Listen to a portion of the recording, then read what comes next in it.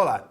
O Domínio Público recebe nesta tarde o presidente do Conselho Municipal de Política Cultural e titular do Fórum Setorial de Artes Circenses, Eduardo Benhur Pereira. O segundo secretário, Jailson Barbosa, representante do Carnaval, e o conselheiro do Fórum Setorial de Teatro, Maurício Filber. No programa de hoje falaremos sobre gestão de políticas culturais em Novo Hamburgo. Bom, gente, prazer tê-los aqui conosco, né? Jailson, Eduardo Benhur, né? Benhur, eu queria começar contigo. Tem uma questão que é a situação do corredor cultural. Tu, como presidente desse conselho, gostaria que tu falasse um pouco dessa situação, o que surpreendeu vocês no início do ano, né? Com a questão do fim do tombamento, né? Gostaria que tu falasse um pouco sobre isso. É um prazer estar aqui e eu tento atingir uma esfera romântica do assunto, porque eu sou um artista, um morador hamburguense, né? Estou na condição de presidente do conselho e me honra muito ter a participação do Jailson e do Maurício para debater junto conosco nessa tarde. E o programa tem um nome muito convidativo, né? O Domínio Público. E isso cria uma relação bem curiosa, instiga a gente a refletir um pouco sobre o que nos alcança quando nós tocamos no assunto patrimônio histórico, o que nos alcança quando traçamos os rumos do corredor cultural, especialmente, né? E eu me apropriei desse olhar a partir de um convite da nossa conselheira do patrimônio histórico, que é vice-presidente do atual Conselho Municipal de Cultura, Gabriela Piardi, que num instante me liga das férias lá de Sergipe, dizendo: Benhur, presta atenção no que está acontecendo, entrou um pedido de destombamento. Bom, a partir dali, um mapeamento dos fatos e do que dava um diagnóstico desse assunto, ele acabou tomando conta do Conselho como um todo. Ali se levantou um grupo de trabalho dentro do Conselho e nós começamos a investigar com atenção, com auxílio do Conselho Estadual de Cultura. Naquela ocasião, eles estavam produzindo um encontro regional em Caxias do Sul. E ali nós nos cercamos de informações através do conselheiro Jorge Stocker, que é um conselheiro muito comprometido e ligado à área também, à IAB-RS, muito comprometido com os assuntos do patrimônio da região como um todo, do Estado. Nós começamos essa investida nos diálogos num encontro na Fundação Sheffield. Naquela ocasião, a reunião ordinária do Conselho passaria a ter uma pauta prioritária e nós resolvemos assumi-la, independente do meu caso não ser da área da arquitetura e do urbanismo, mas com toda a apreciação ao trabalho desses últimos 10, 20 anos que foi se dando em torno de Hamburgo Velho, de técnicos, de indicadores que foram salientando o quanto era significativo nós entendemos como proteger a área que já era tombada pelo IPHAN, da área da Fundação Sheffield e do museu, da Casa Schmidt-Presser e toda aquela região do entorno. O eixo, né? Da o General eixo. Osório, né? Então, quando a gente entende essa relação, eu penso muito no reforço que o Parcão, por exemplo, ofereceu nesse sentido, para a cidade como um todo. Fosse ele nos dando um exemplo de conquista, de liberdade, de democracia, a partir da cidade dando opinião, muito através do esforço do movimento Hessler, que vinha encabeçando essa caminhada, propriamente dito, porque todos os sábados de manhã se caminhava chamando a atenção da comunidade, da importância que era preservar um pulmão ecológico de diversidade dentro da cidade, né? E não por coincidência, esse parcão acaba nos fundos da Fundação Sheffield, nos fundos do Supermercado Nacional, do cemitério de Hamburgo Velho, e ele nos demonstra uma possibilidade romântica de acolhimento da cidade a um ponto estratégico e cultural, seja ele ecológico, seja ele simbólico, seja ele arquitetônico, né? Então, quando a gente foi em direção a essa reunião do dia 8 de abril, que foi a reunião ordinária, nós convocamos entidades de classe e alcançamos próximo de 20 entidades que se reuniram conosco lá na Fundação Sheffield para debater a importância de um documento que foi gerado ali, que é um manifesto, uma carta, dizendo o quanto nos interessava estar atentos a muito mais às bases e os pilares culturais preservados nesse corredor cultural e a proteção que ele oferecia para a área tombada pelo IPHAN. Bom, de lá para cá, nós fomos entendendo que, por um lado, se estendia esse diálogo dentro da comunidade artística, propriamente do povo que frequenta Hamburgo Velho, faz eventos nas praças de Hamburgo Velho, os artistas da cidade, os moradores, em alguma fração, se envolveram também nesse debate. O que hoje a gente tem de significado, ele vai alcançar essas esferas, a esfera simbólica, a esfera cotidiana do passar pelas ruas de Hamburgo Velho, também entender ele como um bairro saudável culturalmente e que preserva a memória, né? Isso para mim é algo que não tem como determinar um preço, um alcance, um indicador que simbolize essa força. Basta pedalar de bicicleta com a família num domingo de sol pelas ruas de Hamburgo Velho, a gente nota isso, não precisa aqui vir sublinhar essa importância, né? E tentando participar de uma forma muitas vezes percebida de um modo muito avulso e paralelo aos diálogos que poderiam ser relevantes mesmo nas decisões dos rumos do corredor cultural. Seja ele proposto pela prefeitura num encontro com a própria SEDAC, com o IFAI, ou mesmo proposto num encontro com o Ministério Público, que ali pôde se ver determinadas situações postas à prova do município, prazos inclusive para acordos que poderiam chegar nesse diálogo, né? E eu percebi que o Conselho Municipal de Cultura e assim como o Conselho de Patrimônio Histórico do município ficou à espera de uma oportunidade para debater profundamente e considerar certas opiniões, né? Porque afinal o Conselho Municipal de Cultura se destaca por essa característica de nós, inclusive, nos reunirmos num terceiro turno à noite, diferente de muitos conselhos da cidade, justamente para estar com a escuta expandida propositalmente, para que a cidade venha, através dos seus conselheiros, das suas setoriais, dar suas opiniões e promover um diálogo aberto e colaborativo e democrático como um todo, né? Para que a cidade possa debater um assunto tão importante como patrimônio histórico, né? Perfeito. Maurício, quando tu soubes dessa questão, né, do fim do tombamento por parte do Estado, como foi para ti, né, dar com essa informação nova e dentro do Conselho? Uma coisa que é muito interessante dentro do conselho é que, ok, eu sou do teatro, é carnaval, ele é do circo, mas a gente compreende que a cultura não é só a manifestação artística, a cultura é uma questão histórica, a cultura é uma questão filosófica, é uma questão de ideias, né, que a gente vai preservando. Então, no momento em que isso acontece, a gente é tomado de assalto, basicamente, por conta disso, não é só a setorial que se movimenta, estávamos todos lá nesse sentido, porque como o Conselho tem essa premissa de entender a cultura como uma coletividade. O Benhur fala muito disso e por isso até que eu acho tão importante ele como presidente que traz essa ideia de que todo mundo ali está lutando por uma coisa que é maior, que é um espectro cultural mais do que a sua própria setorial. Então, no momento em que isso brota do nada e a gente é avisado disso, há esse movimento de todas as setoriais em prol de algo maior do que cada um individualmente. Espaço, né? Próprio nicho, vamos dizer porque assim, no momento em que tu tem algo desse tipo, a gente está à mercê de que isso aconteça em qualquer outro lugar.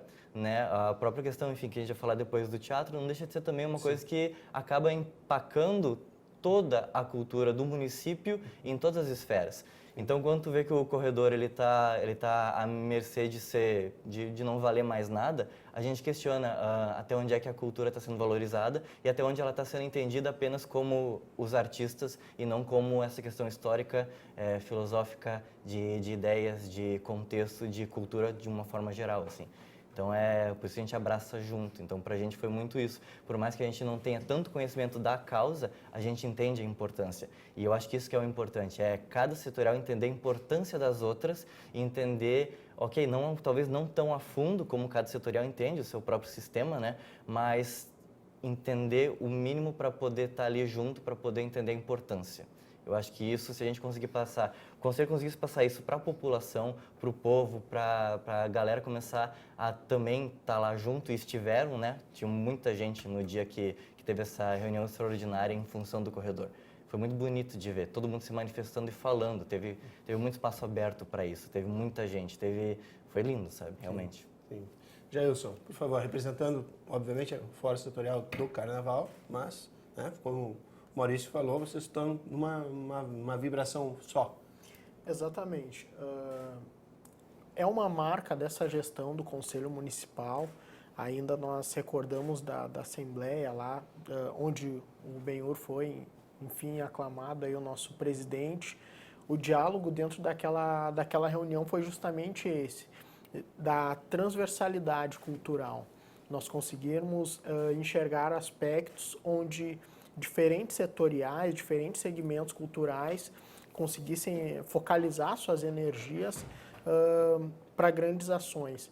E aí, como está sendo destacado, esse ponto do corredor cultural, que ocorreu tudo muito rápido, já como o Benhur também destacou, a Gabriela estava em férias e dentro de 2, 3 dias já estava havendo uma articulação junto ao Conselho Estadual de Cultura, o Conselho Municipal de Patrimônio Histórico, e assim como também no teatro, né?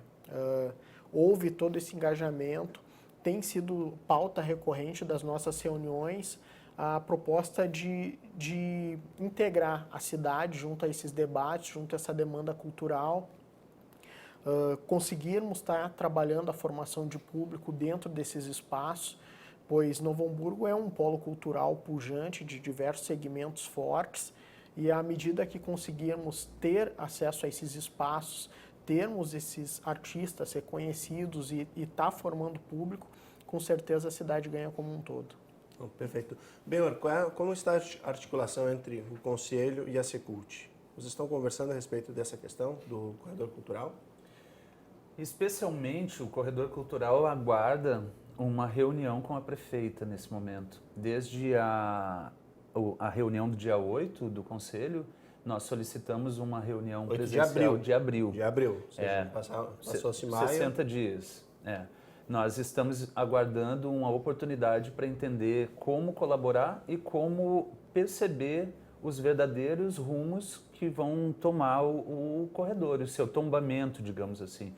Porque não nos parece interessante que essa responsabilidade fique para a prefeitura, uma vez que se o instituto que é responsável por essa preservação sofre as pressões determinadas pela especulação imobiliária, pela uma diversidade de imposições econômicas, né, nesse assunto, a gente sabe que a prefeitura sofreria também.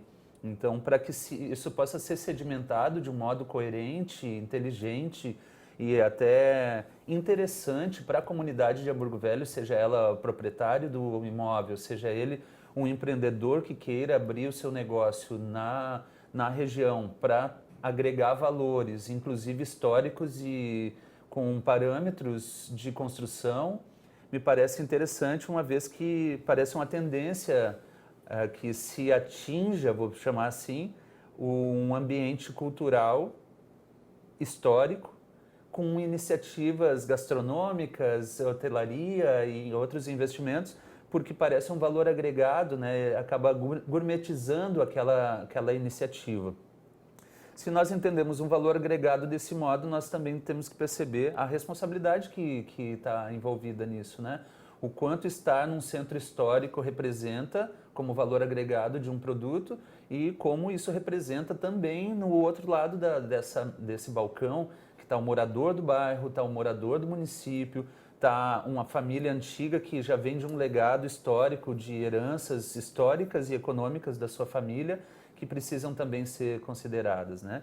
Então, nesse passo, nós estamos próximos, na verdade, de uma iniciativa do Conselho de Educação e de Cultura da Assembleia Legislativa, que está promovendo uma pressão, e espero que positiva e propositiva, ao governo do Estado e ao IFAI, para que eles reconsiderem essa proposta.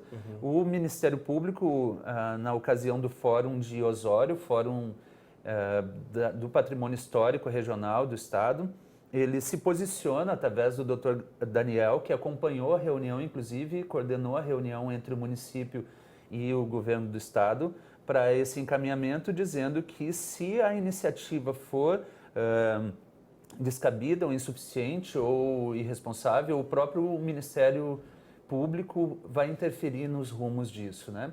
Então, nós estamos muito atentos a esses desdobramentos, uma vez que, junto da comissão da Câmara, junto do Conselho de Patrimônio Histórico, das entidades e dos conselheiros que atuam de um modo muito proativo aqui no Conselho Municipal de Cultura, a gente espera uma manifestação, uma oportunidade dessa reunião com a prefeita para que a gente converse sobre o patrimônio histórico e o teatro municipal, que parece que hoje ganham um sinal de alerta dentro da comunidade hamburguense, não, seja ela artística ou profissional da área de atuação com o equipamento cultural, seja ela na área turística, seja ela como morador do município, as famílias que, de um modo recorrente, veem seus filhos se apresentando no palco do Teatro Municipal, seja ele num espetáculo de conclusão de ano de uma escola de dança, que é muito latente a produção cultural em Novo Hamburgo, ou não vê mais, porque estamos indo para o 3º ano de teatro fechado. Perfeito. E a gente entende desse modo uma complexidade parecida e daqui a pouquinho parece que a gente aborda aqui na conversa. Isso, no segundo bloco a gente vai trabalhar mais especificamente com relação ao teatro. A pergunta, me dirijo a vocês dois, no sentido de por que é importante ter o corredor cultural e preservar prédios históricos? Porque o Novo Hamburgo é uma cidade antiga, tem muitos prédios históricos. Por que é importante essa preservação? E a questão do corredor, a importância do corredor cultural para a cidade como polo irradiador de cultura e de eventos. Né? O Jailson, pode começar, por favor? Nós temos ali naquela região, me remete ao início do início do século passado, né, essa formação da cidade de Novo Hamburgo. Naquele momento, aquela região ali de Hamburgo Velho era o polo central da cidade. Então isso é interessante que às vezes as pessoas não sabem, né? O bairro Guarani, aqui localizado, né? Ele era naquele tempo considerado o bairro África. Por ali ter uma concentração de negros, uma grande concentração de negros. A região do bairro Primavera, hoje, ele era o bairro Limpeza, que então ali iam recolhidos os dejetos e tal. E o bairro aqui do centro era a região central hoje da cidade, que nós conhecemos, era o bairro Mistura, que já tinha uma grande carga de imigrantes, enfim, mas de uma condição mais simples. Então, aquela região ali de Hamburgo Velho, ela carrega, assim, no seu DNA, no seu gene, toda a formação histórica da cidade, né? Tudo, cada casa, cada prédio ali, com certeza ele carrega essa trajetória por muitas as famílias também que ali estão localizadas, as narrativas dessa construção dessa sociedade passem muito por ali. Por isso que a gente tem que sempre considerar a importância não só da preservação física e material, mas também imaterial do legado que aquela região ali tem. E por isso, então, torna-se importante todo esse trabalho, todo esse empenho em torno da sua preservação. Perfeito. Maurício. Quando ele comenta que nem tudo é material, né? Sim. Existe uma esfera imaterial, existe uma esfera simbólica, existe uma esfera que é o valor para além do ouro, né? Sim. Que é um valor para além daquilo que realmente vale, para além daquilo que pode gerar de renda, de lucro, né? A gente tem uma história, a gente está eventualmente destruindo ela. E é a mesma coisa que, às vezes, até com a parte ambiental, né? A gente pode encontrar um poço de petróleo e pode optar por perfurá-lo ou não. Se ele vai causar um impacto ambiental descomunal monstruoso que vai atrapalhar o planeta, talvez seja interessante pensar se vale a pena. Eu acho que é a mesma coisa dentro dessa questão histórica do bairro, de como aquilo funciona. Se tudo virar um padrão, se tudo virar igual, se tudo virar só o que for prático e pragmático e objetivo, talvez a gente perca a nossa identidade. E talvez a gente perca a pluralidade das nossas identidades. Como ele disse, né? Cada bairro tinha uma situação, mas é tudo uma mescla, né? E essa mescla, por mais que ela se mistura, ela cria uma identidade mista. E isso faz criar empatia, isso faz criar muita coisa. Então, existe esse espaço onde a gente tem que pensar, ok, mas o que está para além do que pode ser prático, pragmático e objetivo? Tem muito mais coisa que pode ficar para gerações futuras. A gente não pode denegrir as gerações passadas, a gente tem que construir isso para frente, né? Acho interessante essa colocação ali. Por isso que é legal ele trazendo toda essa parte histórica que tem esse conhecimento. Então é bem bacana. Perfeito. Benhor, Maurício citou a questão dos valores imateriais, valores materiais e imateriais, mas nenhum prédio permanece em pé sem um cuidado, né? Sem a sua preservação de fato, e isso exige recurso financeiro. Como é possível tu garantir, né, a preservação desse patrimônio histórico e ao mesmo tempo gerar renda? Porque a gente fala, sim, valores imateriais que traz todo o significado que o Janilson comentou, de seu valor histórico, mas para manter os prédios de pé e ao mesmo tempo poder fazer com que as pessoas também compartilhem desse espaço. Como é possível fazer essa conciliação entre patrimônio e renda? Olha, me parece que cada perspectiva desse ponto que tu abordasse tem uma simbologia muito forte. Se eu sou alguém que visita o bairro e consumo os produtos culturais daquele bairro, seja ir no restaurante, seja ir à noite e assistir um show, seja consumir coisas que são produzidas na região, eu tenho um projeto econômico diante disso. E me chama como artista ou como pessoa que viaja muito também aqui pelo interior do estado, pelo Brasil, os bairros antigos. Eles oferecem características daquela cidade que não se encontraria num pacote turístico, muitas vezes, seja ele no saguão de um hotel luxuoso. Ele vai nos apontar numa direção luxuosa também, né? O luxo da simplicidade das ruas de Hamburgo Velho me parecem o grande trunfo econômico do bairro. Se nós entendermos antes do parâmetro econômico o que ele pode oferecer em matéria de valor agregado, nós vamos entender o quanto chama a atenção de algumas iniciativas para esse ambiente. E se nós conseguimos conciliar um interesse de preservação a essas iniciativas, nós alcançaríamos o turismo, alcançaríamos a gastronomia, alcançaríamos um potencial que muito se valeu do ambiente de Hamburgo Velho, como as empresas que estiveram instaladas ali, né?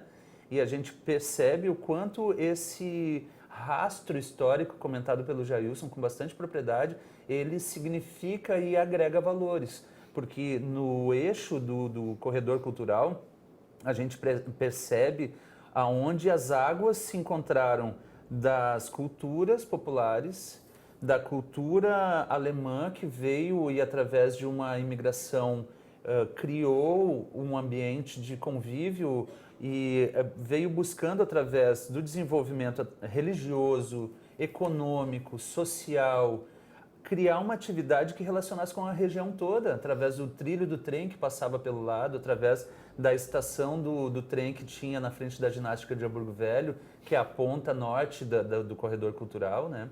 Então, essa relação, num instante que ela não é preservada anteriormente, inclusive de um olhar econômico sobre ela desfaz um elo importante para a economia.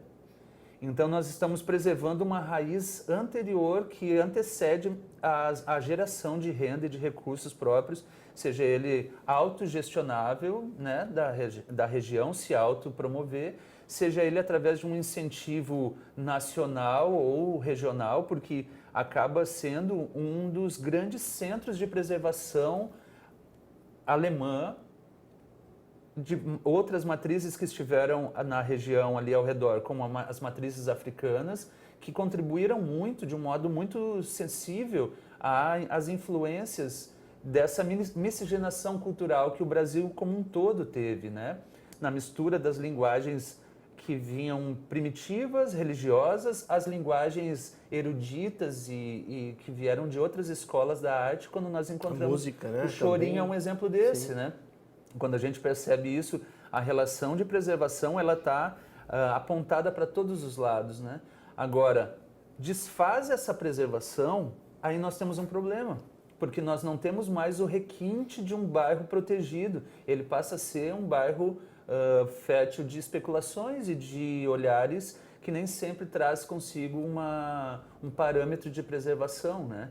Então, nós aqui estamos antecedendo uma preocupação que esteve permeando esses últimos 20 anos, especialmente do bairro, né? Do aspecto arquitetônico, e ele foi alcançando um aspecto econômico e hoje ele alcança todos os aspectos sociocultural e econômico de desenvolvimento da cidade, porque o corredor cultural realmente legitimou o elo dos dois alcances mais potenciais da cidade, o bairro antigo e o centro da cidade, né? Então, hoje, eu penso muito nessa questão. Eu não sou um especialista em determinar um modo ou um instrumento de financiamento que, através da proteção do tombamento, poderia oferecer, mas eu tenho um povo solidário a esse pensamento que está em Canela. O pessoal de Canela tem uma ameaça num parque nacional, imagino que seja um parque tombado, para eles estarem preocupados dessa maneira, porque há uma iniciativa de construção de um centro de eventos nesse parque. Dentro do parque. Na boca do cânion, na boca do vale, né? E aí, quando se olhou para o projeto, eles estavam conosco lá na Assembleia Legislativa e se demonstraram solidários à nossa preocupação, porque lá o projeto é a remoção de todas as árvores daquele entorno para que seja colocado um hotel de 46 dependências luxuosas, de altíssimo valor econômico, tanto para quem investe quanto para quem vai se hospedar depois, restaurantes e um espaço para eventos que só preserva a vista, que foi oferecida naturalmente ali, mas desconsidera toda uma preocupação de equilíbrio ambiental, né? Então, nós estamos preocupados nesses fatores, especialmente transversais ao assunto econômico. Me parece que atinge o turismo, a segurança pública, a saúde pública, o bem-estar de equilíbrio da cidade em manter o seu espaço de consumo comercial, como é o centro da cidade, das lojas, do shopping center, ao consumo cultural que está envolvido em Hamburgo Velho e no Parcão. Perfeito. Vamos mudar um pouco de assunto. Eu quero fazer a pergunta para o Jailson sobre o Carnaval. Qual é a situação do Carnaval no nosso município? E quais são as perspectivas, boas ou ruins? Nós, no último ano, né, se tomou uma delicada decisão, mas necessária, de dar um passo para trás para se reorganizar a casa, né? Podemos dizer assim.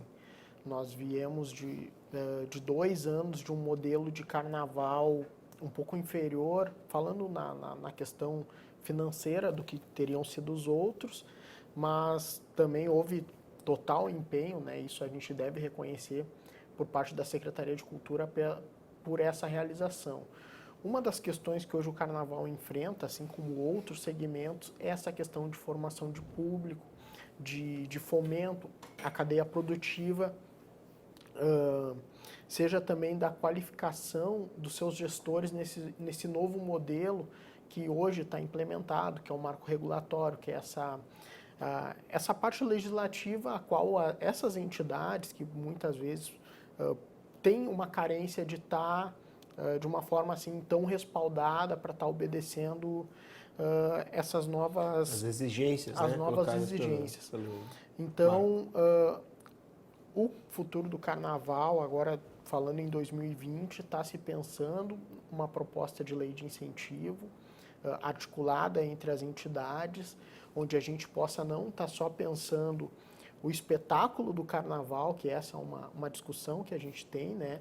Mas sim atividades ao longo do ano, sejam de cursos, oficinas, ações sociais também, porque o Carnaval, a gente que participa dos debates, a gente percebe muito um ataque, né? um preconceito, uma discriminação, mas a gente também compreende que grande parte da população não entende o trabalho que ocorre ao longo do ano.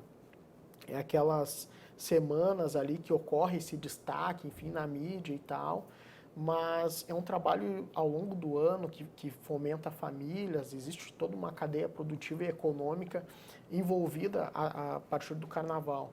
Então a gente tem pensado para 2020, entre as entidades, a articulação de um projeto assim mais amplo, que possa ainda ter mais impacto na cidade e aquele impacto que ele já gerava, a gente pensando as melhores formas de comunicar, né? Porque talvez às vezes a falta de informação, acesso para a população entender que o Carnaval ele é um ator cultural, mas também social. A gente trabalha atuando diretamente na ação preventiva quanto à segurança pública, com as nossas ações que realizamos dentro das entidades, enfim. Então é isso que a gente vê hoje nesse cenário em Novo Hamburgo. E se me permite, aqui a gente teve projetos aprovados no edital de fomento ao estímulo cultural, né, do Fucultura.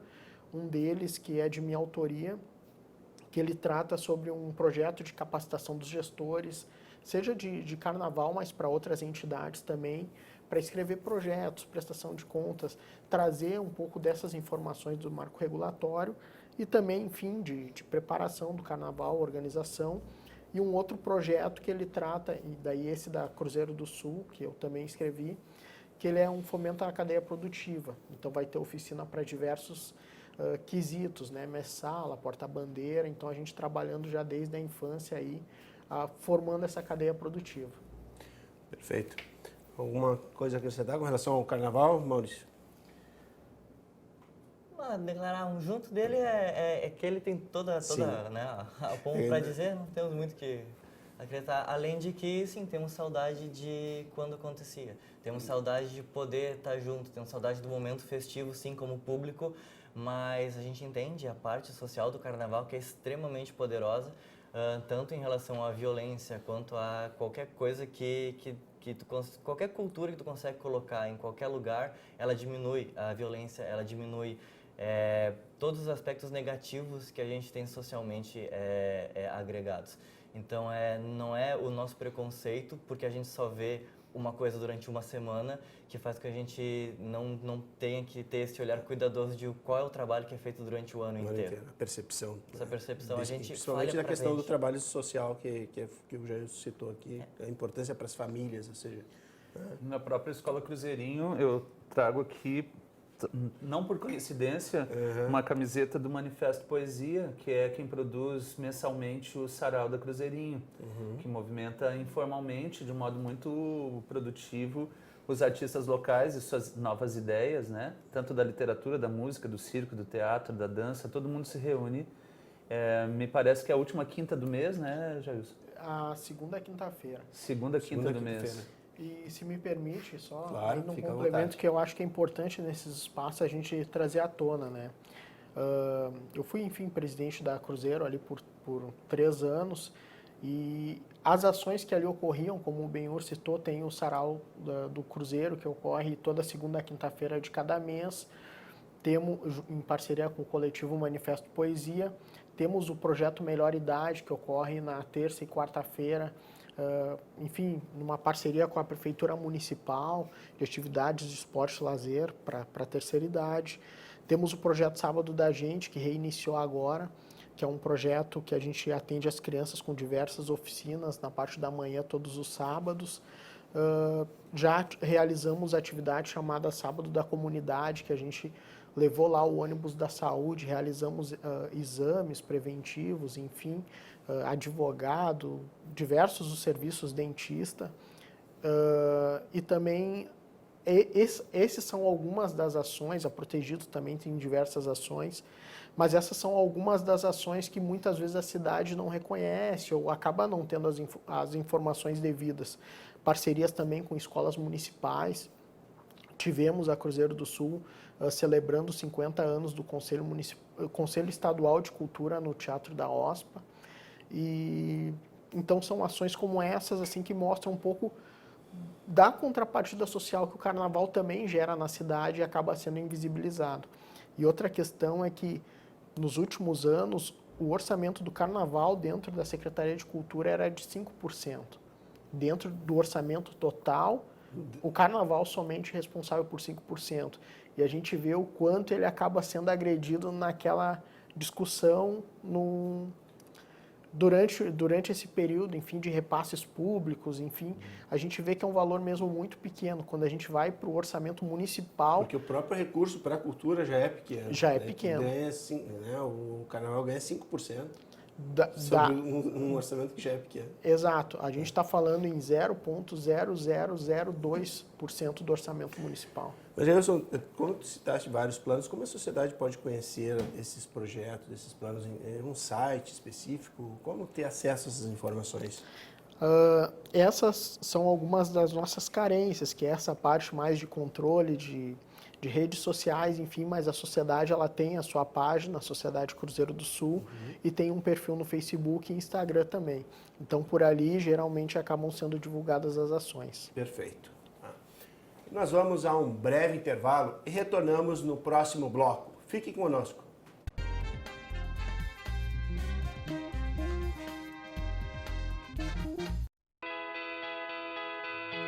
No Brasil, cerca de 20% das mulheres agredidas fisicamente pelo marido ou companheiro permanecem em silêncio. O país é o 5º colocado em números de feminicídio. Fale agora ou podem te calar para sempre. Uma campanha da Procuradoria Especial da Mulher da Câmara de Novo Hamburgo pelo fim da violência doméstica. Denuncie ligando para 3594-0560 ou Disque 180. Apoio Movimento Eles por Elas de Solidariedade da ONU Mulheres pela Igualdade de Gênero. Realização Câmara Municipal de Novo Hamburgo. O Brasil terá pela primeira vez uma Base Nacional Comum Curricular. O documento é democrático e respeita as diferenças. Com a base, todos os estudantes do país, de escola pública ou particular, terão os mesmos direitos de aprendizagem. Hoje a aula é sobre cidadania. Isso é bom. Se a base da educação é a mesma, as oportunidades também serão. Ministério da Educação, Governo Federal. Eu sou aquela pessoa que acorda disposta para tudo, sempre ativa. Meu nome é Maria das Graças Moura de Souza, tenho 62 anos. A estimativa do IBGE é que daqui a 50 anos nós tenhamos um país com a população, em sua maioria, de idosos. Faço minhas atividades durante o dia, começo a caminhada e faço as atividades de casa, passeio. Um idoso que se cuida, ele tem uma saúde melhor, ele tem uma vida melhor, ele tem um sono melhor. Comecei a caminhar, achei que não estava dando jeito, aí comecei a pedalar. Hoje eu chego a pedalar assim 3 horas diariamente. É importante a saúde do idoso, ele ter o convívio social da maneira como ele consegue. Saúde para mim é tudo, né? Porque a pessoa sem a saúde não é ninguém, né?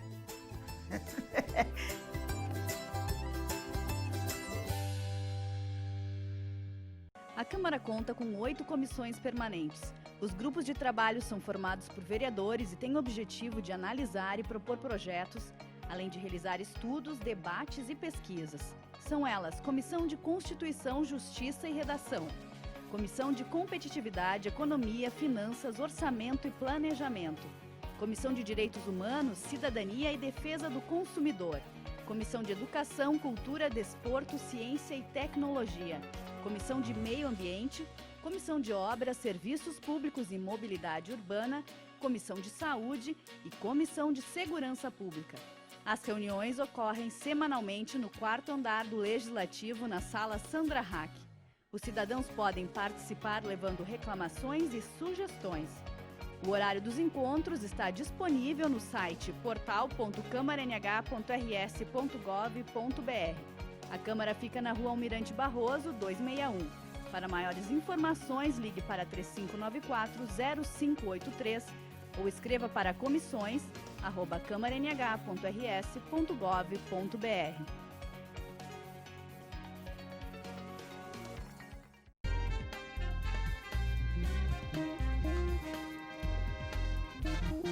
Estamos de volta ao segundo e último bloco do programa Domínio Público, com a participação do presidente do Conselho Municipal de Política Cultural e titular do Fórum Setorial de Circo, Eduardo Benhur Pereira. O segundo secretário do Conselho, Jailson Barbosa, representante do Carnaval, e do titular do Fórum Setorial de Teatro, Maurício Filber. Bom, Maurício, vamos começar por ti. Eu queria saber, nós estamos com o Teatro Municipal fechado, já atingiu 3 anos, é isso? Quase 3 anos, acho que falta um pouquinho para fechar 3 anos, se eu não me engano. Tá, e qual é o impacto desse importante equipamento público, ele estar fechado durante todo esse tempo? Cara, começa que as artes cênicas, elas entram no circo, teatro e dança, né? Música também, num outro aspecto. Mas as escolas de dança, por exemplo, elas tinham no teatro o seu espaço para as apresentações de final de ano. E era um espaço dentro da cidade, onde as escolas da cidade podiam trabalhar dentro disso. Novo Hamburgo sempre foi um polo de dança muito forte, né? Tô pegando como exemplo porque era o que estava de mais potente nos finais de ano, que até foi comentado durante o ato que o Conselho realizou em o SOS Teatro, em relação à reabertura do teatro. Nós vamos mostrar algumas cenas, né, em off a respeito dessa manifestação. E foi comentado numa fala sobre isso, que era a cidade se reunia para poder assistir isso. Tinha um festival de esquetes teatrais que a cidade se reunia também para poder assistir isso.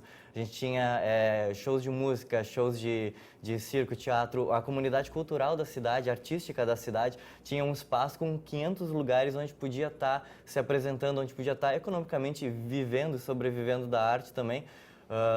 Não que trabalhasse só aqui, claro que todo mundo, né, vai para fora de Novo Hamburgo também, mas no momento em que tu limita a cultura da cidade a não ter um espaço cultural, um espaço cultural com teatro, né, e municipal, do tamanho, do porte, e aí você tem esse eu vou chamar de descaso no sentido de estar levando, de ter toda essa demanda, esse tempo, essa demora, esse talvez um pouco de falta de cuidado, de atenção, um pouco porque as obras de estrutura da cidade, obviamente, são muito importantes, são essenciais para que a cidade tenha o seu movimento. Mas no momento em que uma cidade não tem um espaço onde a secretaria possa trabalhar, os artistas possam trabalhar, onde possa convergir a cultura da cidade para os eventos de apresentação daquilo que existe, inclusive o que vem de fora. O Sesc utilizava muito o teatro para trazer coisas incríveis do palco giratório. E agora ele está extremamente limitado a como trazer isso para cá. Então a gente vem perdendo nesses quase 3 anos. Tudo que o Sesc poderia trazer, tudo que os artistas da cidade produzem, tudo que os artistas do Vale dos Sinos produzem também, porque vinham direto para cá. Tudo que a gente pode ter de evento, de palestra, o teatro em si é um lugar de sociabilização também. Então, no momento em que tu não tem esse espaço, tu não tem essa sociabilização, tu não tem este consumo de cultura, tu não tem o debate sobre os temas, tu não tem um monte de coisa que a rua, claro, pode oferecer, outros espaços podem oferecer, mas nessa estrutura, desse tamanho, com esse alcance, dificilmente, sabe? E ele está muito bem localizado, né, geograficamente, porque tem fácil acesso até para vir quem vem de trem, né? Sim, quem vem de trem é fácil de chegar, quem vem dos bairros, dos ônibus, né? Quem vem descentralizadamente para lá também consegue a partir dos ônibus. Né, tem muito espaço ali que as pessoas acessam a pé. Eu mesmo da minha casa, dá 20 minutos a pé, mas 20 minutos a pé para ir em algum lugar assistir alguma coisa é quase nada, dá para ir, sabe? Hoje em dia tem a praça na frente, também pode ser feita a concentração antes de entrar no teatro. Também já teve espetáculo naquela praça também, né? Praça 20. Sim, já tem espetáculo musical lá, o Nossa Música, que era um festival que tinha também, que faz um tempo que não acontece. Também acontecia lá, Feira do Livro. Né? A gente tem um espaço na frente que é incrível, e aí tu tem uma Feira do Livro acontecendo ali na frente e podendo ter espetáculos acontecendo no teatro. Sim. E aí tu não tem o teatro... agregando... tu não tem essa possibilidade do teatro, tu tem a Feira do Livro que se limita à Feira do Livro, aos livros. O que, claro, não é algo horrível, porque, enfim, é literatura, é música, é apresentações que tem ali. Mas quando tu tem um teatro ali, tu consegue levar outros espaços, outros aspectos, outras ideias, outros debates, outras pessoas. É um equipamento cultural que ele faz falta. Por mais que a Casa das Artes tenha recém-inaugurado agora há pouco... Mas não oferece o mesmo espaço, não né? 120 pessoas cabem lá, ok, é muito bacana, a estrutura é muito bacana também, porém não é a mesma estrutura, né? Ela é complementar. Ela é complementar. Não é o principal. É um auditório, né? Eles chamam de auditório, apesar de ser um pequeno teatro, Sim. né? Em homenagem aqui ao Nazário, mas é um espaço incrível para oficinas, incrível para pequenas apresentações, para um monte de coisa. Mas é diferente, não é a mesma coisa. Quando tu falaste em dança, eu estou há 3 anos aqui em Novo Hamburgo. Eu não sabia que Novo Hamburgo era um polo de dança, né? Já tinha ouvido falar do carnaval, obviamente, da questão do circense, a Casa da Praça, que é um grande polo, né? Mas de dança para mim é uma surpresa. É que é engraçado que Novo Hamburgo ele vai se transformando. Em 1980, na década de 80, tinham muitos festivais de teatro nacionais e internacionais em Novo Hamburgo. Né, o pessoal do teatro comenta muito que não era a minha época, mas quando eles comentam eu fico embasbacado, porque a minha geração acompanhou apenas o festival de esquetes teatrais que a Paranoia e o Fernando Rodenbusch viabilizava com muito custo, com muito esforço, né? E é um mérito muito grande dele ter mantido isso vivo durante tanto tempo, em memória aos grandes festivais de teatro de 1980, que ele fala sempre bastante com a gente sobre. Então a gente tinha o teatro de 1980, que era muito poderoso, o Lourival Pereira também, era muito poderoso nesse sentido.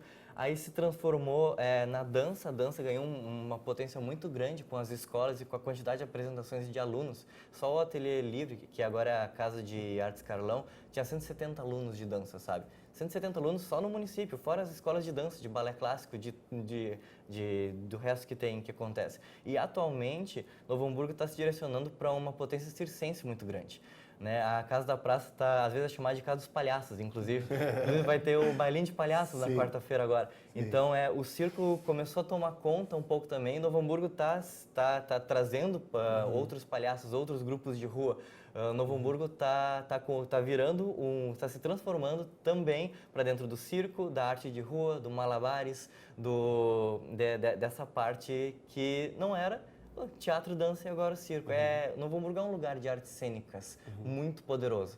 E é muito engraçado o teatro estar fechado. E agora, claro, tem a Casa das Artes como um complemento, mas é engraçado tu pensar nisso, né? Que sempre foi 80 teatro, 2000 ali dança e agora tá indo pro circense também, com criação de mais 30 palhaços novos, ouvi dizer.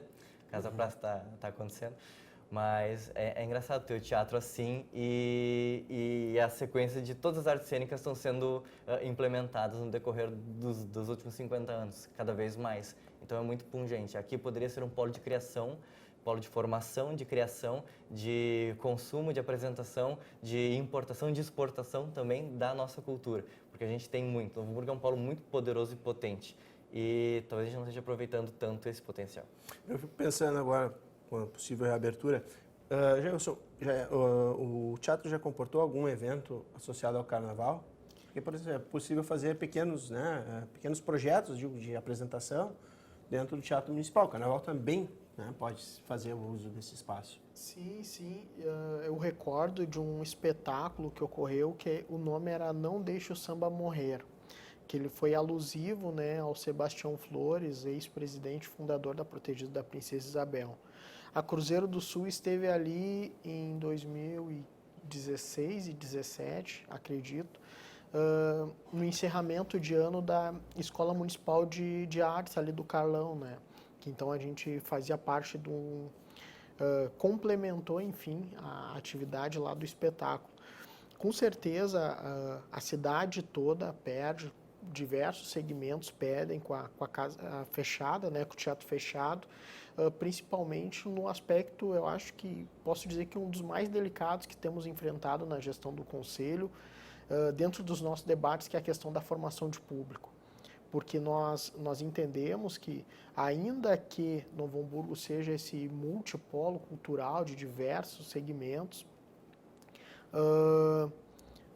essa arte, o circo, o teatro, a dança, a música, o coro, a gente disputa hoje com outras ferramentas de entretenimento também muito poderosas. Sobretudo que vão oferecer o conforto de estar em casa, enfim. Os streamings de vídeos. Exato. Então, esse período em que se ficou fechado, a gente perde uma mobilização que se levou muito tempo para se construir, uma cultura de frequentar esses espaços, que isso não é fácil, né? Então, com certeza, eu acho que essa talvez é uma das maiores perdas que nós podemos ter tido nesse período fechado. Agora, reabrindo, é todo um novo processo de reabilitação, de formação de público, enfim. Perfeito. Bem, antes de entrar na questão do processo de manifestação, em função do teatro estar fechado, minha pergunta que eu te faço é: o circo cabe dentro do teatro? Opa! Eu mesmo trago uma formação do teatro de grupo, né? No início da minha carreira, eu trabalhei com o palco do Luz e Cena, com a Elisa Machado, com o Marco Antônio Pereira, com a Paranoia Produções, com a Ângela Gonzaga, que é diretora de teatro da Fevale e da Facate, mas naquele momento do grupo dela, Teatro do Tambo, de Taquara, né? Mas eu fiz parte de uma geração que precisou sair da cidade para poder achar mercado de trabalho. E em 99 eu resolvi procurar informação, formação e acabei encontrando com o circo, né? O circo estava vivendo ali uma transformação muito grande, de sair da lona, de explorar novos espaços, né? E encontrando com outras áreas de transversalidade, com a música, com o teatro, com a literatura. Os saraus começaram a acolher, as escolas abrindo seus pátios e espaços para oficinas, inclusive, né? Lembrar, inclusive, que para se aprender a linguagem do circo até a década de 80, não se aprendia fora da lona. Ou tu pertencia à família tradicional do circo, que não era o meu caso, ou tu ia aprender isso trabalhando voluntariamente no circo por um período e é capaz que eles não te ensinassem ainda aquela técnica, né? Então vem o advento da Escola Nacional de Circo, em 82, no Rio de Janeiro. As grandes companhias contemporâneas, como o Cirque du Soleil e outras advindas do próprio Cirque du Soleil, que nos encontram na vontade de fazer circo e preservar a linguagem, mesmo sendo híbrido, mesmo estando na dança, no teatro ou na música, né? Então eu encontro com essa linguagem já em momento de transformação, já procurando outros picadeiros, né? E sem dúvida nenhuma, o circo-teatro no Rio Grande do Sul, a exemplo do Teatro de Barracão do Teleco, do Circo do Bebê e outros grupos que precisaram sedimentar outra plataforma para atuar com o circo, era muito por conta do nosso efeito climático, né? Porque entrava um minuano aí, arrastava as lonas todas, arrancava as estacas do chão, né? E quando se percebe essa força do circo de barracão e do circo-teatro, ele já tem uma genética local, regional, voltada às pequenas cenas, né? As cenas que encerravam os espetáculos eram teatrais. Então, no Teatro Municipal, além de ter participado com espetáculos teatrais, o circo, sem dúvida, marcou presença ali com o Circo Caixinha de Fósforo, o Circo de Bolso, as companhias que foram ilustrando o híbrido do circo novo, né? Vamos chamar assim. Mas o Teatro Municipal, ele, para mim, marcou porque eu era um molequinho, assim, quando eu parei um dia na frente, eles estavam botando a estátua na parede do teatro. Toda aquela construção foi muito emblemática. Né?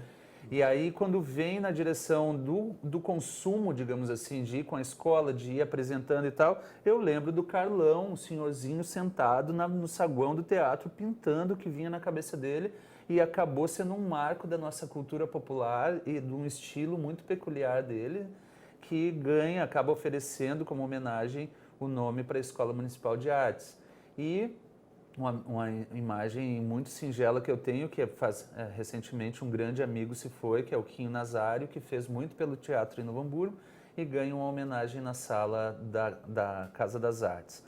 A gente tenta sempre traduzir, no momento atual, o quanto de indicadores econômicos poderiam representar um grupo local ou um artista local, não podendo contar com um equipamento cultural, né?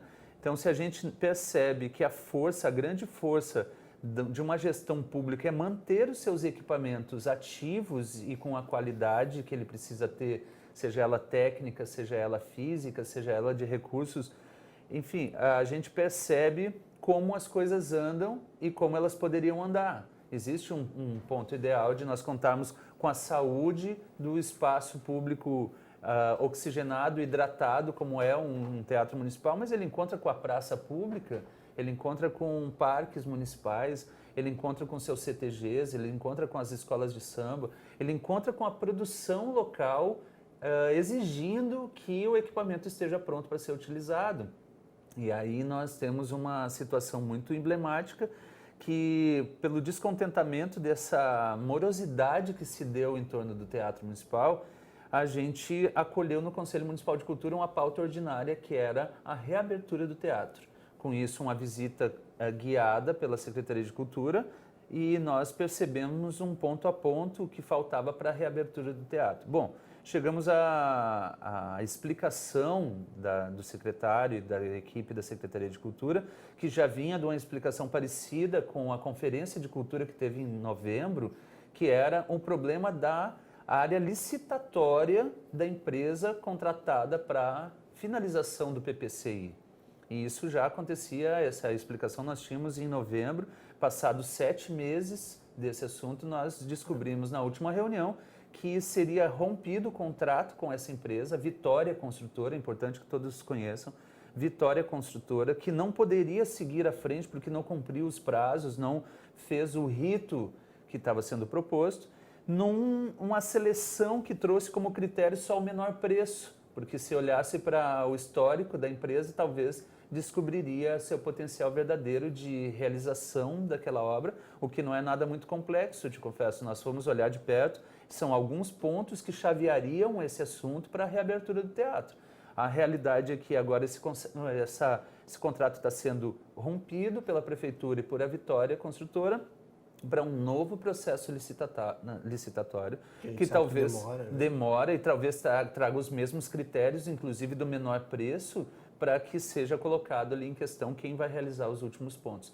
Talvez, de um modo muito infeliz, eu traga uma ideia de que mesmo com a manifestação, mesmo com a pressão exercida pelo Conselho Municipal de Cultura, nós não tenhamos o teatro aberto esse ano, o que é lamentável, o que passaria dos 3 anos dele fechado e das nossas produções limitadas a ou vai embora da cidade, ou faz como o grupo do Maurício, o grupo da Caravana Beleza, que ganha um edital público estadual do Fundo de Apoio à Cultura e vai levar o que é produzido na cidade de Novo Hamburgo pelo interior do estado, com debates latentes sobre a cultura, sobre gestão, sobre construção de projetos, porque viajar com dinheiro público se leva toda essa preocupação, né?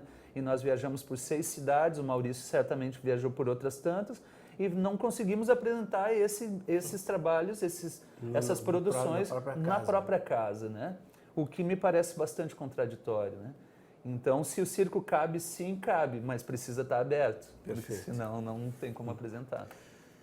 Queria que tu falasse um pouco sobre a manifestação SOS Teatro, que ocorreu para justamente a questão da manifestação que foi feita em frente ao teatro contra o fechamento, contra a permanência dele fechado. Foi levantado isso na reunião do Conselho, né? A sociedade civil do Conselho trouxe essa ideia e até foi apontado que a Historial da Dança também já estava preparando um chamado Saudades Pascoal, né? Saudades Pascoal. O nome do teatro, Pascoal Carlos Magno. Né? Elas foram um pouco mais doces no nome. A gente é SOS Teatro mesmo, porque é um pedido de socorro, basicamente. É um pedido de socorro nesse sentido. A gente teve o Teatro Luz e Cena, estava lá, o Circo Petit Pois estava lá, o Núcleo de Pesquisa estava lá, a Paranoia Produções Artísticas, a Entre Linhas da Alice Ribeiro, o Casa da Praça também, o pessoal do Teatro do Carlão, né, que estava em aula, desceram todos para participar também.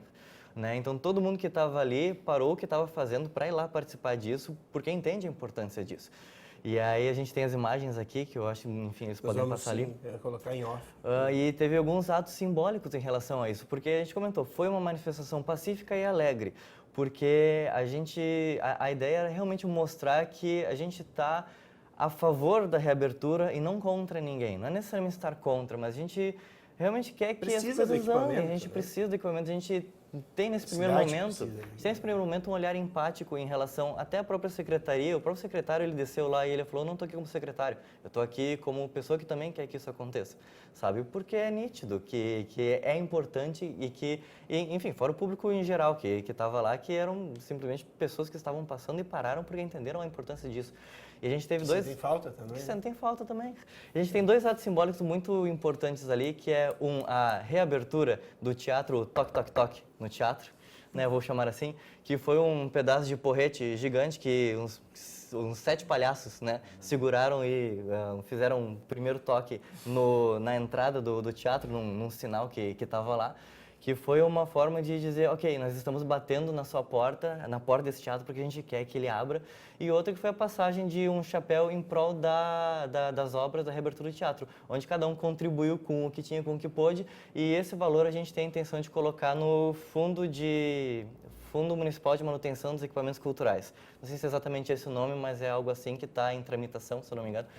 Essa semana, que, enfim, é algo muito importante, e é uma doação da população de Novo Hamburgo, para que este fundo realmente abra o teatro e mantenha o teatro, para que não aconteça novamente isso, porque não adianta só abrir, ele tem que ser mantido, né?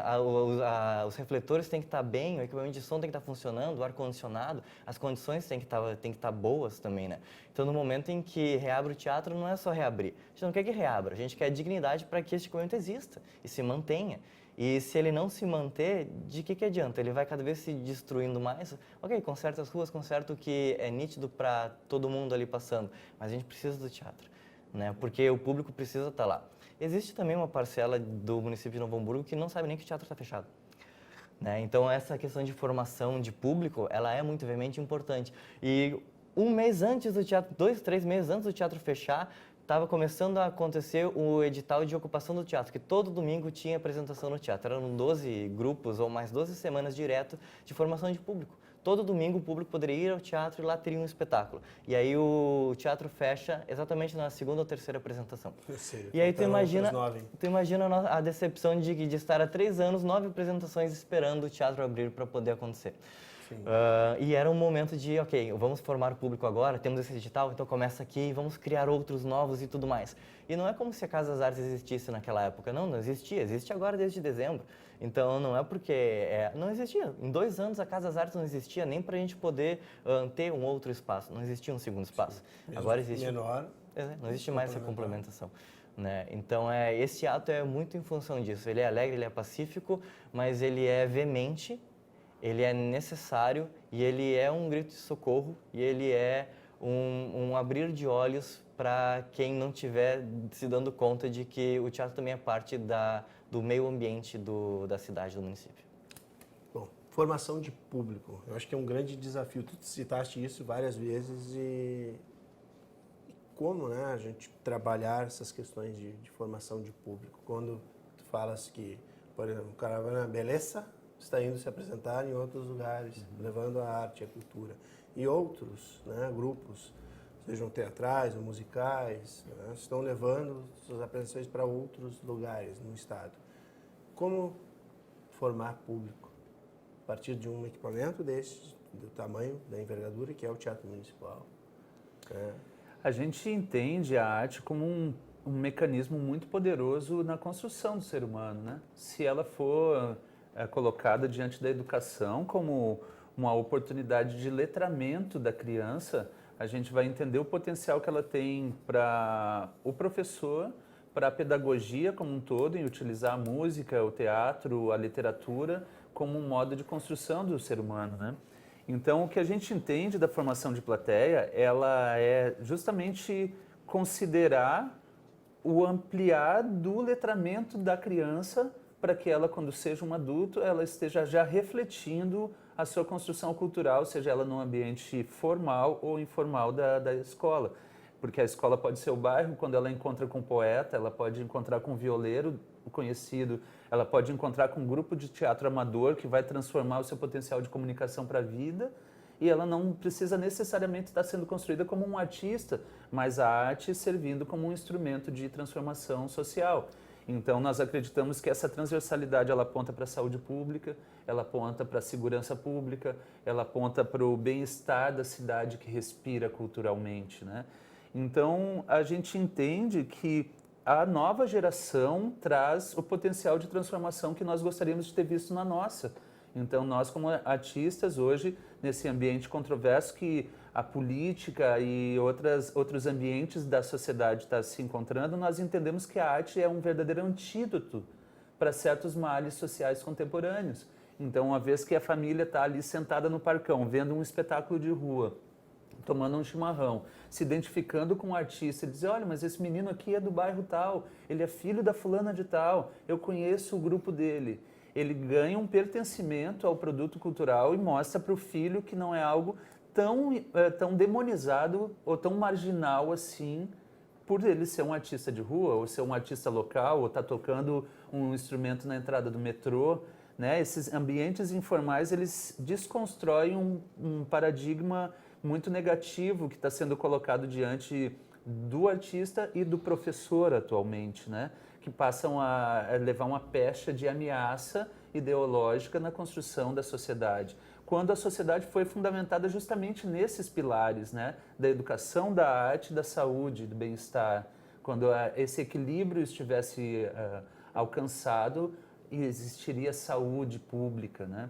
Então, a gente entende que o teatro, assim como as praças, assim como todos os equipamentos culturais, eles servem de transversalidade para as inquietudes da sociedade, que é onde eu posso ir ao supermercado sei lá, com a minha afilhada ou com a minha avó, e eu encontrar com um espetáculo e dizer, peraí, vamos esperar um pouquinho para ver como é que isso acaba. E aquilo pode realmente transformar o dia da pessoa ou das pessoas, dependendo Transformar as pessoas. Transformar as pessoas, né?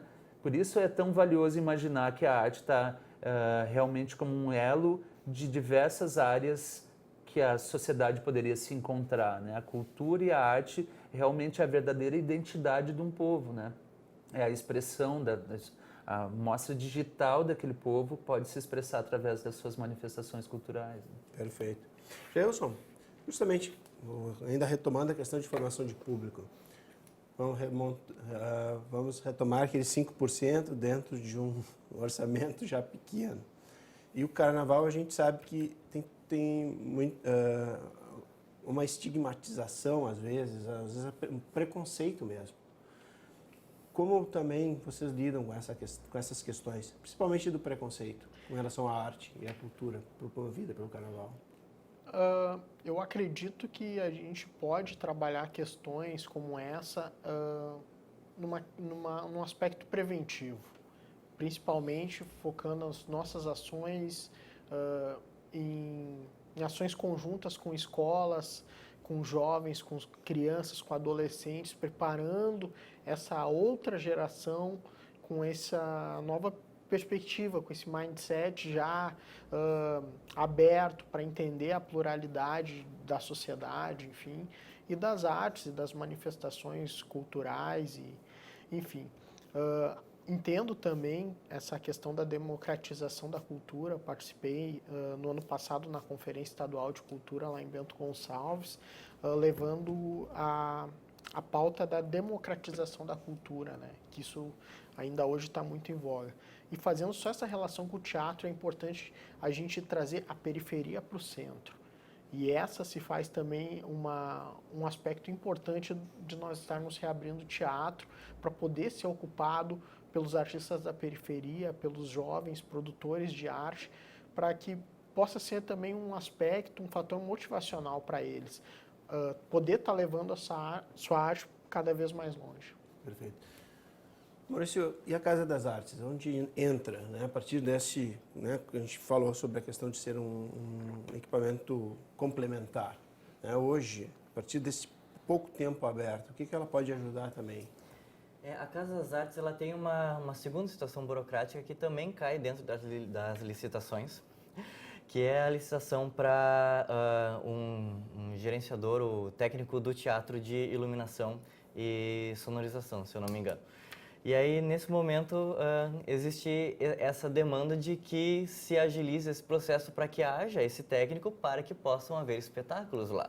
Porque, neste momento, ele abriu há alguns meses e a gente ainda não tem uma agenda de espetáculos porque não há um técnico lá que possa realizar a montagem desses equipamentos para os espetáculos poderem acontecer. Então, a gente também, do mesmo jeito que a gente fala sobre a reabertura do teatro, eu acho muito importante a gente colocar que essa licitação também não pode ser, tem que acontecer e tem que ser realizada com velocidade, porque, ok, o teatro pode abrir só em 2020, mas em relação à formação de público, a Casa das Artes, neste período, vai ser essencial. Porque ela também estrategicamente, né, localizada. Claro, no tempo em que o teatro está em reforma, a gente cria o público para lá, com espetáculos, com qualquer coisa que seja, com oficinas, com sketches, tudo que pode estar lá, né? Espetáculos mesmo também, o teatro é legal, é muito bom a ler, sabe? A gente se apresentou lá, a gente foi o espetáculo que abriu, o primeiro espetáculo da Casa das Artes foi o meu, que eu dirigi.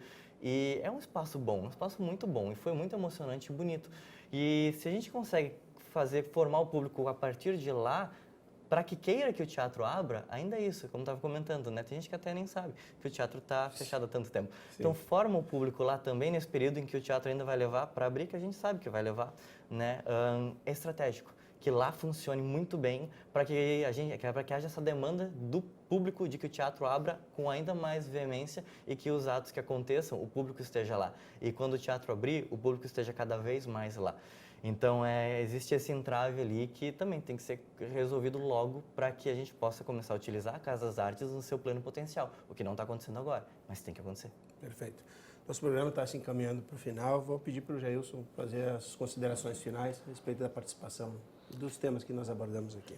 Não, gostaria de agradecer ao convite, a bela oportunidade de poder explanar e levar para a população algumas informações relevantes do trabalho hoje que tem sido desenvolvido do Conselho Municipal junto a essas demandas do município.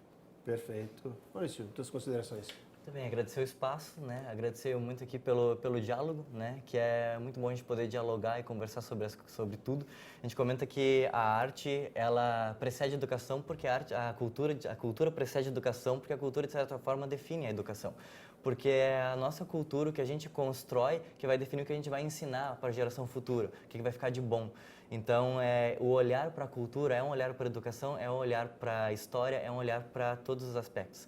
Então, no momento que a gente tem esse espaço para debater, para conversar e para se posicionar e colocar na mesa o que está acontecendo, é muito importante. Então, muito obrigado e espero que a gente tenha esclarecido algumas coisas importantes para o público também, sobre o Conselho e sobre tudo que está acontecendo. Perfeito. Eduardo Benhor. Opa! Tuas considerações finais. Eu agradeço a oportunidade de ter um canal aberto como domínio público, assim como os outros programas aqui da TV Câmara. Parabenizo vocês pelo interesse em abrir as portas para esse diálogo, né?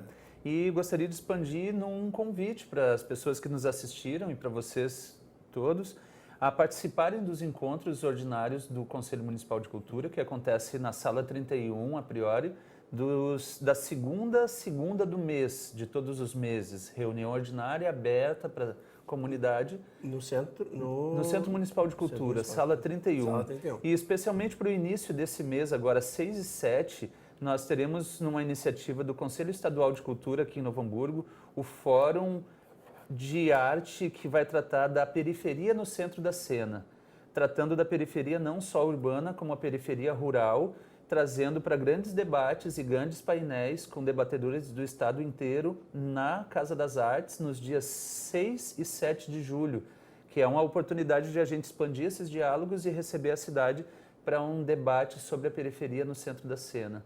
Não esqueçam, na Casa das Artes, Fórum da Periferia no Centro da Cena, uma promoção do Conselho Estadual de Cultura que ganha como parceria o apoio do Conselho Municipal de Cultura também. Iremos colocar também no nosso portal, na agenda NH. Obrigado pelo convite, viu? Obrigado. Bom, o programa de hoje se encerra por aqui. Agradecemos a gentileza pela participação do presidente do Conselho Municipal de Política Cultural e titular do Fórum Setorial do Circo, Eduardo Benhur Pereira, o segundo secretário do Conselho, Jailson Barbosa, representante do Carnaval, e do titular do Fórum Setorial de Teatro, Maurício Filber. O programa é reprisado às terças e quintas-feiras em nossa programação. E você pode também nos acompanhar pelo canal da TV no YouTube e na nossa página no Facebook. Até a próxima sexta, com mais temas de interesse da comunidade.